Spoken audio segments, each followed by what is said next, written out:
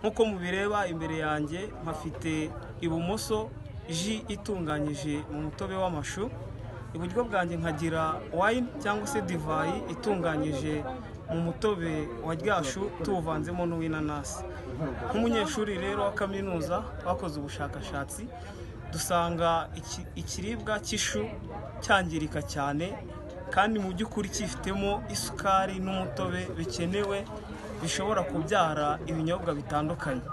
Muri urwo rwego rero ndimo mbereka ko koko twabikoze tugasanga bishoboka. Intego dufite rero nk'abanyeshuri ba Kaminuza y'u Rwanda ni uguteza imbere ubuhinzi n'ubworozi ariko twegereye cyane abaturage, bizatuma igihugu ubukungu butera imbere, tugakuza cyangwa se tukongera agaciro k'ibihingwa bimenyerewe gukoreshwa imirimo imwe itandukanye, ibyo kurya tukabibyazamo ibyo kunywa. Indi ntego dufite nk'abanyeshuri ni ukwihangira imirimo dusohotse ku ntebe y'ishuri, tugatanga n'akazi ku rubyiruko rugenzi rwacu.